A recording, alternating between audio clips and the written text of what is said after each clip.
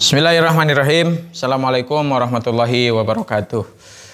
Alhamdulillah, Allahumma sholli ala sayyidina Muhammad. Baik para santri sekalian, insyaallah hari ini kita akan melanjutkan materi yang kemarin, yaitu seputar kaidah al-masyaqqatu tajlibu at-taisir. Ya, masyaqqah atau kesulitan itu akan mengundang at-taisir. Mana taisir? Kemudahan. Nah, kemarin kita sudah tahu tentang macam-macam masyaqqah. Nah, hari ini kita harus mengetahui tingkatan-tingkatan masyaqqah, derajat masyaqqah. Nah, jadi materi kita hari ini ada dua. Yang pertama tingkatan masyaqqah, kemudian nanti yang kedua materi kita adalah tentang macam-macam kemudahan di dalam Islam. Taib. Yang pertama, tingkatan-tingkatan masyaqqah di dalam Islam. Ya, al-masyaqqah. Al-masyaqqah tingkatannya terbagi menjadi tiga. Yang pertama ada al-masyaqqatul azimah.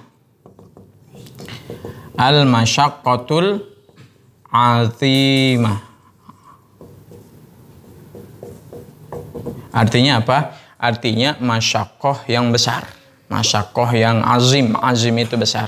Apa sih al-masyaqqah al-azimah itu? Al-masyaqqah al-azimah, para ulama mengatakan adalah masyaqqah yang mengancam, satu, mengancam nyawa, yang kedua mengancam anggota badan. Nah, itu al-masyaqqah al-azimah. Nah, kemudian masyaqqah yang kedua ada namanya al-masyaqqatul mutawassithah.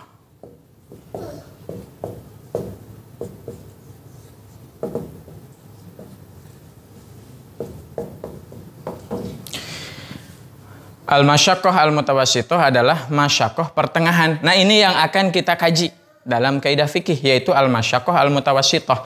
Kita akan kaji apakah masyaqqahnya itu lebih dekat kepada masyaqqah yang besar yang mengancam nyawa dan anggota badan. Nah, maka itu bisa dikategorikan sebagai masyaqqah yang berhak mendapatkan keringanan. Contoh apa? Contohnya misalkan ketika kita berpuasa, kita sakit. Nah, sakit ketika berpuasa itu ada kemungkinan dia masyaqqahnya masyaqqah azimah, dia masyaqqahnya masyaqqah mutawassithah. Tapi semua kita anggap masyaqqah mutawassithah dulu. Nah, berarti ini sakitnya pertengahan. Tapi kita lihat sakitnya ini lebih condong kemana? Apakah lebih condong kepada masyaqqah azimah yang akan mengancam nyawa atau mengancam anggota badan, ataukah sakit biasa aja? Nah, seandainya masyaqqah ini lebih cenderung kepada masyaqqah al-azimah, maka kita boleh membatalkan puasa dengan alasan sakit al-marad yang kemarin. Nah, itulah al-masyaqqah al-mutawassithah. Jadi al-masyaqqah al-mutawassithah itu adalah masyaqqah yang perlu kita teliti. Apakah ia masyaqqahnya lebih dekat kepada azimah atau masyaqqahnya lebih dekat kepada masyaqqah yang ringan? Ini yang menjadi objek penelitian dalam kaidah fikih. Itu yang kedua. Saya ulang, yang pertama al-masyaqqah al-azimah, yang kedua al-masyaqqah al-mutawassithah, yang ketiga adalah al-masyaqqatul khafifah. Khafif itu apa? Khafif itu artinya ringan. Nah, jadi yang ketiga adalah masyaqqah yang ringan. Nah, apa sih masyaqqah yang ringan? Masyaqqah yang ringan itu, ya, istilah lainnya adalah kesulitan yang menjadi kelaziman sebuah ibadah. Saya ulang, kesulitan yang menjadi kelaziman sebuah ibadah. Contohnya apa? Contohnya misalkan capek ketika tawaf. Ya, otomatis tawaf itu kan berputar mengelilingi Ka'bah. Iya, kalau di samping Ka'bah. Coba kalau di lantai 2, di lantai 3, di lantai 4 kita tawaf. Tentu capeknya luar biasa mengelilingi Ka'bah. Nah, tapi capek itu, secapek apapun, itu masuknya kategori capek yang khafifah. Ya, nggak bisa tuh minta didiskon. Didiskon tawafnya jadi 3,5. Nggak bisa. Karena capek ketika tawaf itu adalah al-masyaqqah al-khafifah yang menjadi kelaziman sebuah ibadah. Contoh lagi, lapar ketika puasa. Ya, otomatis orang puasa pasti lapar. laparnya orang puasa itu tidak bisa dimasukkan kategori masyaqqah. Ya, karena itu lazim. Atau misalkan berwudu di musim dingin, aduh, pas musim dingin kita harus wudu, aduh luar biasa, sulit, berat, tetapi tetap menjadi kewajiban berwudu. Atau berpuasa misalkan, ya antum para mahasiswa universitas di Madinah misalkan, masuk bulan Ramadan itu masuk musim panas. Berpuasa di musim panas, yang pertama cuacanya sangat panas, yang kedua waktunya agak lebih panjang. Nah, terus apakah itu menjadi dasar kita minta keringanan untuk puasanya lebih cepat? Ya, tidak, karena rasa lapar, dahaga, panas di bulan Ramadan adalah kelaziman sebuah ibadah puasa. Nah, itu ya. Jadi al-masyaqqah itu ya derajatnya ada 3. Yang pertama ada al-masyaqqah al-azimah, artinya kesulitan yang mengancam nyawa dan anggota badan. Yang kedua ada al-masyaqqah al-mutawassithah, kesulitan yang pertengahan. Kemudian yang ketiga ada al-masyaqqah al-khafifah, artinya kesulitan yang dianggap ringan, atau istilah lainnya adalah kesulitan yang menjadi kelaziman sebuah ibadah. Baik, setelah kita mengetahui tingkatan masyaqqah, maka kita akan mengetahui macam-macam rukhsah atau macam-macam at-taisir. Tadi kan al-masyaqqah tajlibu at-taisir. Nah, at-taisir itu kemudahan itu apa sih dalam Islam? At-taisir dalam Islam itu kita kenal dengan istilahnya takhfif, at-takhfif. At-takhfif itu keringanan, atau istilah populernya adalah rukhsah. Rukhsah. Nah, kita biasanya sering dengar tuh, rukhsah. Nah, wes, saya bulan puasa ini mau mudik, berarti kita dapat rukhsah buat batal puasa. Nah, itu kita kenal dengan rukhsah. Baik. Nah, rukhsah itu di dalam Islam ada rukhsah apa aja sih? Nah, itu yang akan kita bahas. Jadi taisir itu apa sih jenis-jenis taisir dalam Islam? Baik. Jenis-jenis taisir atau takhfif atau rukhsah di dalam Islam itu ada 7 juga. Yang pertama ada rukhsah isqat. Isqat. Mana isqat? Isqat artinya gugur. Jadi rukhsah yang menggugurkan sebuah ibadah ada dalam Islam. Bukan hanya ringan, tetapi ketika kita kesulitan, ibadah itu sudah dihapus. Contohnya apa? Contoh rukhsah isqat adalah perempuan yang sedang haid atau nifas, maka oleh Allah ia diringankan untuk tidak melakukan sholat dan tidak perlu diganti.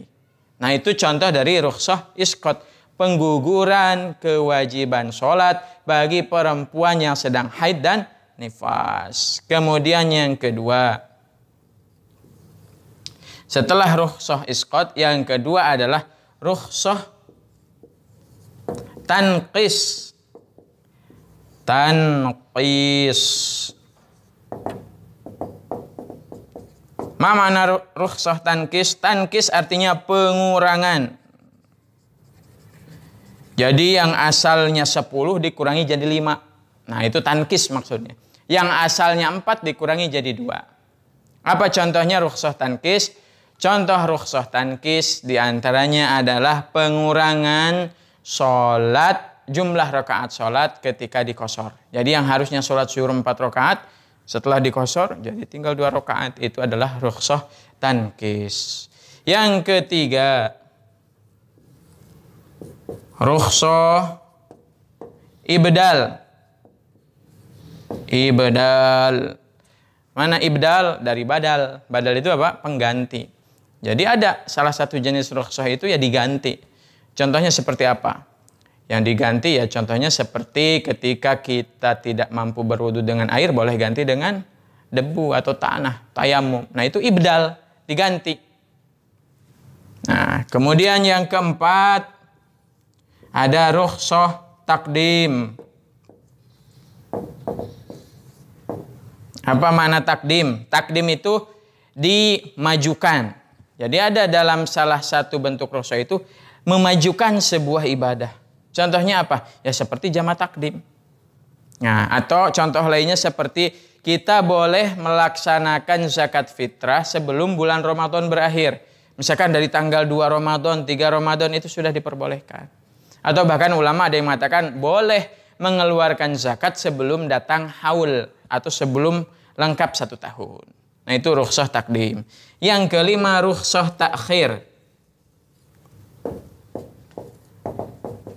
Rukhsah takhir artinya keringanan untuk mengakhirkan. Ya, kalau tadi takdim jama' takdim, kalau takhir contohnya jama' takhir. Atau contoh lain dari rukhsah takhir adalah bolehnya kita mengkodok puasa diakhirkan di bulan-bulan setelah Ramadan, di bulan Syawal dan seterusnya sebelum datang Ramadan, kita mengganti puasa kita, itu disebutnya rukhsah takhir, mengakhirkan puasa bukan di bulan Ramadan. Yang keenam yaitu rukhsah takhfif. Ya, rukhsah itu aslinya ya takhfif, takhfif itu rukhsah. Hanya ini istilah para ulama. Ya, rukhsah takhfif. Rukhsah takhfif itu contohnya adalah seperti orang yang sedang dalam kondisi kelaparan. Ya, misalkan dalam kondisi kelaparan karena setelah bencana, kemudian ada toko di sekitarnya yang entah siapa pemiliknya. Nah, tapi kalau dia nggak makan, dia akan mati. Nah, kemudian ia mengambil makanan dari toko tanpa izin atau dalam tanda kutip mungkin penjarahan hanya dalam kondisi darurat, ya, mencuri dari toko tanpa izin, kemudian ia makan makanan secukupnya. Nah, hukum asal dari mengambil makanan tanpa izin itu haram, ya, tapi dalam kondisi seperti itu, ia kelaparan, kemudian terancam mati, atau mungkin bukan dia sendiri yang kelaparan. Biasanya kita kalau kelaparan sendiri kuat, tapi kita lihat anak kita, apalagi masih balita, kemudian kelaparan, ia butuh makan, ia butuh susu. Kemudian tidak ada lagi makanan, uang tidak ada, di sekeliling nggak ada, yang ada hanya bisa mencuri. Nah, maka hukum mencurinya itu diperbolehkan tapi secukupnya. Dengan niat suatu saat akan dikembalikan. Nah, dengan niat suatu saat akan dikembalikan, itulah contoh rukhsah takhfif. Yang terakhir adalah rukhsah taghyir. Rukhsah taghyir. Taghyir artinya berubah. Jadi boleh tuh. Ada salah satu jenis rukhsah yang bentuknya adalah berubah bentuk. Bukan berubah seperti Superman, Spiderman. Berubah bentuk di sini artinya kita ada berubah posisi. Contohnya seperti sholat ketika berperang atau kita kenal dengan sholat khauf. Ya, sholat dalam kondisi-kondisi yang menakutkan. Jadi ketika kita bangun dari sujud, kita mengambil posisi sempurna siap berperang. Seperti orang yang tidak sedang sholat. Nah, itu adalah contoh dari rukhsah taghyir. Jadi saya ulang terakhir, macam-macam taisir atau takhfif atau rukhsah dalam Islam itu ada 7. Yang pertama ada rukhsah isqat. Yang kedua ada rukhsah tankis. Yang ketiga ada rukhsah ibdal. Yang keempat ada rukhsah takdim. Yang kelima ada rukhsah takhir. Yang keenam ada rukhsah takhfif. Dan yang terakhir ada rukhsah taghyir. Mudah-mudahan bermanfaat. Tolong dihafal dan diingat-ingat yang kemarin. Supaya ilmu kita saling menyambung dan berkaitan. Wassalamualaikum warahmatullahi wabarakatuh.